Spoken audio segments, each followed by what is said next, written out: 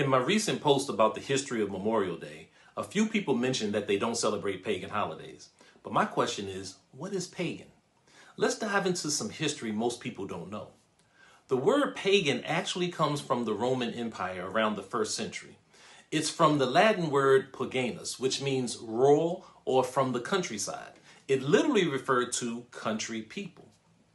Now, this is also connected to the word heathen, which is derived from the word heath, which means wide open country. So originally, being a pagan or heathen just meant you were from the rural areas of Rome. It had nothing to do with religion. Basically, city folks in Rome looked down on the people from the countryside, therefore calling them pagans or heathens. Later, the word took on a religious meaning, but for political purposes. Rome was all about world domination.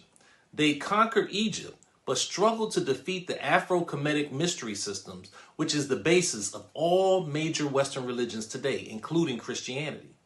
In short, Judeo-Christianity is stolen, plagiarized, or borrowed African spirituality.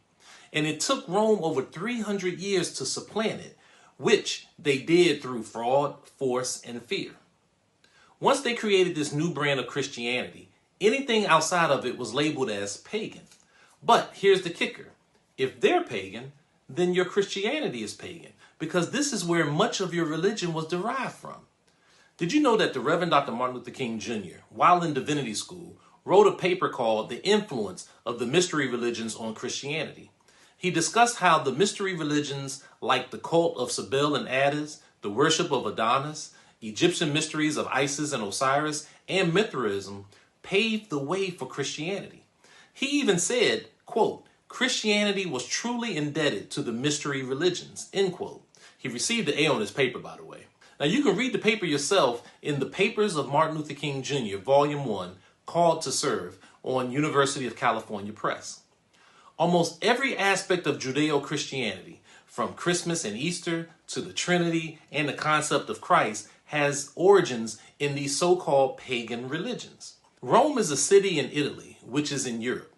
And we cannot continue to accept definitions that only promote European supremacy by erasing the history of the rest of the world. So the next time someone says that they don't celebrate pagan holidays, ask them, what is a pagan? And if they don't mention this history, you'll know that they're just repeating what they've been told instead of thinking and researching for themselves.